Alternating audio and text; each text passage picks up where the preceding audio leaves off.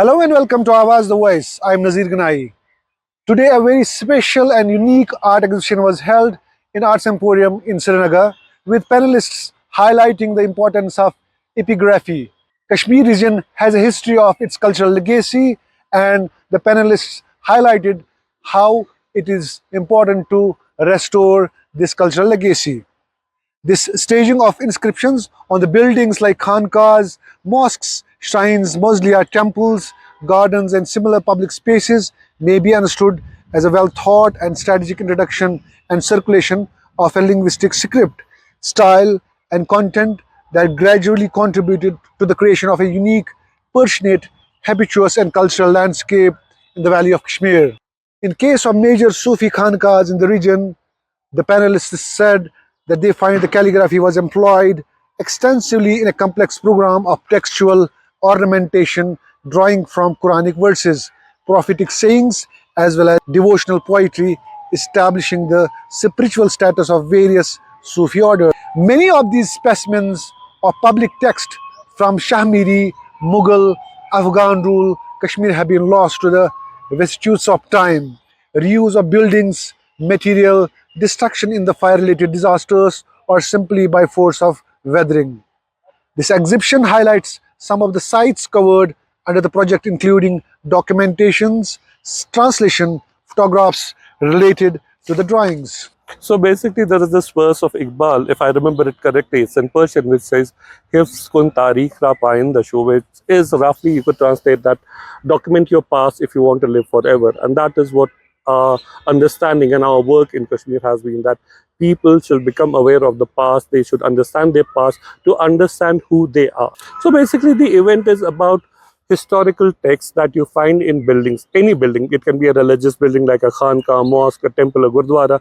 It can be a public building like a bridge. It can be a civic building. It can be a garden. So from 14th century to 19th century, what were the texts that were written on these historical sites?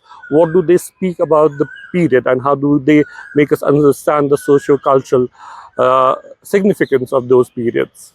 जब 2021 में श्रीनगर को UNESCO creative city for craft का दर्जा मिला, तो तब से लेके हमने, चाहे वो क्राफ्ट टूर हो या जो हमने प्रोग्राम चलाया नो योर आर्टिज़न, जिसमें हमने उन आर्टिजन्स को जिनको शायद लोग जानते नहीं थे उनको प्लेटफॉर्म दिया, ताकि उनके जो फनपारे हैं उनको लोग देखें और आर्टिजन्स पे फोकस हो। उसी सिलसिले को आगे बढ़ाते हुए हमने जो हिस्टोरिकल पर्सपेक्टिव है हमारे क्राफ्ट का, जिस पे कैलीग्राफी बहुत इम्पॉर्टेंट जाविया है, तो उसको हिस्टोरिकली कैसे इवॉल्व हुआ और कौन सी लैंग्वेजेस यूज़ की गई, ये जानना बहुत ज़रूरी है कि जब भी आज के डेट में भी जब भी कोई बिल्डिंग बनती है, इनाग्रेशन फाउंडेशन स्टोन हम डालते हैं, इसी तरह जो है पास्ट में भी एक कमेमोरेटिव स्टोन होता था या फाउंडेशन स्टोन ले किया जाता था, जिससे आपको इस बिल्डिंग के बारे में या हिस्ट्री के बारे में बहुत सारी जानकारी मिलती थी।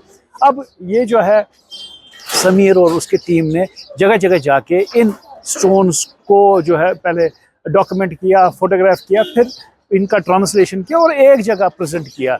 चाहे उसमें हमारे जो है मुगल गार्डन्स है, फिर हमारे वेरिनाका स्प्रिंग है, फिर हमारे जो ब्रिजेस है, फिर हमारे जो टेम्पल्स हैं, श्राइन्स हैं, तो इन सब जो डाइवर्सिटी है यहाँ हेरिटेज की, उसको यहाँ एग्जिबिट किया गया, ताकि लोग जो है अपने जगह को जानने का शायद ये बेहतरीन मौका है।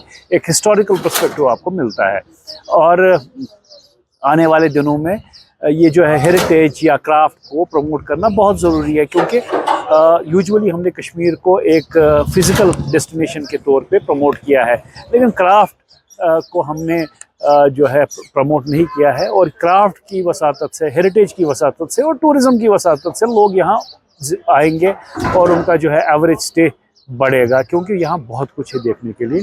तो इसी सिलसिले में हमने ये एक छोटी सी एग्जीबिशन की थी जो एक हफ़्ते की है, जिसमें इस्तदा है लोगों से कि वो यहाँ आए और यहाँ पे जो पैनल्स है उनको देखें, फिर उनकी हिस्ट्री जान सकते हैं। तो एक अच्छा लर्निंग एक्सपीरियंस है। But I feel that as an academic, it is very important for the academic leaders. I think they have to take the lead in promoting awareness, promoting knowledge generation, promoting research in areas related to different aspects of our heritage. I'm sure it is documented, but you will also agree with me that a lot of it has been degraded, defaced, and we are losing it. So it is very important that every center of excellence, academic institute, should have a special focus on how to preserve our culture, how to preserve our language, how to preserve our heritage, including all types of heritage. This may be a small but very important part of our heritage today, what we have seen. Very small but very important. But if you look at the total heritage of Jammu Kashmir, I think it is huge, and I, as an academic, feel that it is not well documented. Well, it's very. This event is.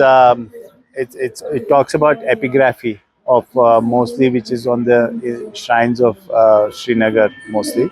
So it's a very, because we don't know, a lot of the times we have a lot of reverence with these shrines, but unfortunately we don't know the historical background of it. So this gives a good historical background कि ये shrines कब बनी है, किसने बनाई है, कौन architect था, किसी I mean architect से architectural background क्या है इन चीज़ों का.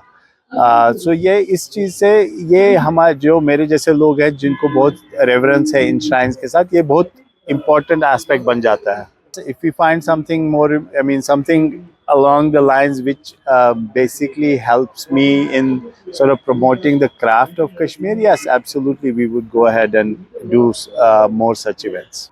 I think the handicraft sector has seen a robust revival in last 3-4 years.